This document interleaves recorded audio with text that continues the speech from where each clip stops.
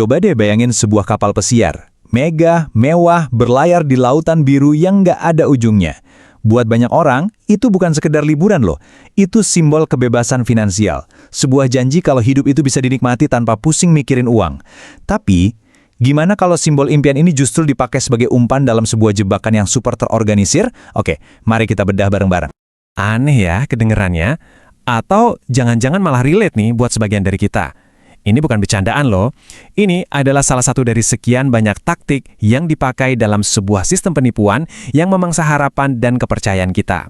Yuk kita bongkar cara kerjanya, dari awal banget sampai akhir. Udah deh, lupain cara-cara jadul nyebar brosur di lampu merah. Predator zaman now itu jauh lebih canggih. Mereka nggak lagi ngetok pintu rumah kamu, mereka nyelinap lewat HP, langsung ke kehidupan sosial, bahkan kehidupan asmara kamu. Gini, jebakannya itu nggak pernah kelihatan kayak jebakan di awal. Sama sekali. Dia selalu sembunyi di balik sesuatu yang kita pengen banget, koneksi, persahabatan, atau sebuah kesempatan kerja. Para penipu ini ngeksploitasi kebutuhan dasar kita sebagai manusia buat menjerat kita. Nah, ini yang gila. Lihat deh betapa rapihnya proses ini. Apalagi kalau lewat aplikasi kencan. Pelaku tuh nggak langsung to the point ngomongin bisnis. Nggak. Mereka grooming dulu, bangun kedekatan, nanya-nanya masalah kamu, pusing skripsi, benci sama kerjaan, butuh duit.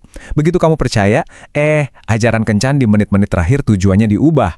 Dan dengan mereka jemput kamu, secara efektif mereka udah ngilangin kemampuan kamu buat kabur. Dan ini dia, skrip klasik yang dipakai kalau targetnya itu teman. Kalimatnya sengaja dibuat abu-abu banget.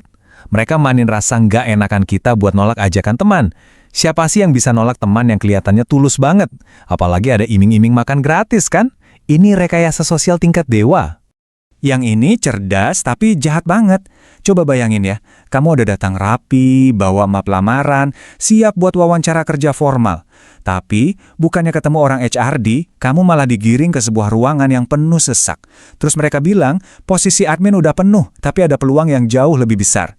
Kamu dipaksa pindah jalur dari pencari kerja, jadi calon investor. Oke, sekarang kita masuk ke jantung penipuannya, seminarnya itu sendiri. Dengerin ya, ini bukan presentasi bisnis biasa, sama sekali bukan. Ini tuh sebuah pertunjukan teater yang dirancang dengan sangat teliti buat menghancurkan kemampuan berpikir kritis kamu dan menggantinya dengan euforia emosional. Begitu kamu masuk, panca indera kamu langsung diserang habis-habisan. Musiknya kencang, jedak-jeduk, bikin kamu nggak bisa mikir jernih atau bahkan ngobrol sama orang di sebelah. Suasananya sengaja dibuat heboh dan penuh semangat palsu. Ini langkah pertama buat bikin kamu jadi gampang dipengaruhi. Jadi gini, posisi duduk kamu itu bukan kebetulan ya, itu udah diatur. Kamu bakal diapit atau istilahnya di-sandwich sama anggota lama. Mereka bakal tepuk tangan paling kenceng, ngangguk paling semangat. Ini menciptakan bukti sosial palsu. Pikiran kamu bakal bilang, wah kalau mereka siyakin ini, jangan-jangan gue yang salah kalau ragu. Selain diapit dari samping, ada juga pasukan di belakang. Namanya klak. Gampangnya, tim hore profesional. Merekalah yang mulai teriak, dahsyat, atau luar biasa. Dan semangat ini nular. Pas ratusan orang tiba-tiba berdiri dan tepuk tangan, kamu yang masih duduk bakal ngerasa aneh dan sendirian. Ujung-ujungnya, ya kamu ikut-ikutan juga. Dan inilah puncaknya, sang pembicara utama naik panggung, dan ceritanya, ya ampun, selalu sama. Kisah dari nol menjadi pahlawan. Narasi ini memang dirancang buat nyentuh penderitaan kamu, dan di saat yang sama, nawarin harapan palsu kalau kamu juga bisa jadi seperti dia. Nah, teknik barusan itu ada namanya edifikasi. Tujuannya apa? Buat ngebangun citra si pembicara ini jadi sosok yang hampir kayak dewa. Figur otoritas yang nggak boleh dipertanyakan sama sekali. Setiap kritik ke dia bakal dianggap sebagai mental block, atau pikiran negatif yang ngehalangin sukses kamu. Selesai dicuci otak massal, kamu pikir bisa langsung pulang? Oh, nggak bisa. Disinilah fase paling bahaya, pengepungan, atau bahasa kasarnya, dikeroyok. Kamu bakal dikelilingin. Setiap alasan yang kamu kasih, nggak punya uang, harus tanya orang tua, bakal dipatahin pakai jawaban skrip yang ngebolak-balikin logika dan bikin kamu ngerasa bersalah sama kondisi kamu sendiri. Oke, cukup soal mainin emosi. Sekarang, kita pakai logika. Kita pakai angka. Kita bakal buktiin secara matematis kenapa janji-janji mereka itu bukan cuma susah, tapi memang mustahil diwujudkan. Coba dilihat tabel simpel ini. Anggap satu orang harus rekrut 5 orang. Awalnya sih kayaknya gampang ya, tapi karena tumbuhnya eksponensial, di level 11 saja udah butuh lebih dari 48 juta orang baru. Dan di level 14, walah jumlah orang yang dibutuhin udah lebih banyak dari semua orang di planet bumi. Ini namanya saturasi pasar, dan ini nggak bisa dihindari. Dan data ini nunjukin seberapa hancur peluang kamu. Serius deh, menurut Komisi Perdagangan Federal di Amerika, peluang kamu buat benar-benar untung di sistem kayak gini tuh kurang dari 1%. Kamu punya peluang lebih gede buat menang kalau masang taruhan di satu angka di meja roulette kasino. Jadi, intinya ini, dengerin baik-baik ya. Lebih dari 99% peserta bakal kehilangan uang mereka. Rugi itu bukan lagi resiko, tapi emang udah dirancang dari sananya. Uang dari orang-orang di bawah itu cuma dipakai buat bayar segelintir orang yang ada di puncak.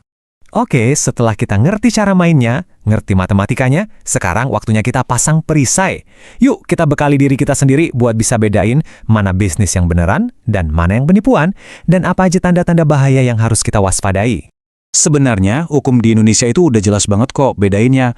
Coba deh tanya ke diri sendiri, bonusnya datang dari mana?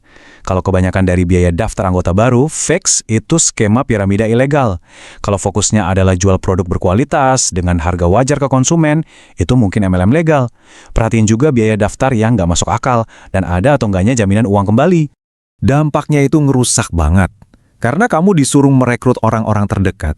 Gagal di bisnis ini, seringkali artinya kamu juga kehilangan teman dan keluarga.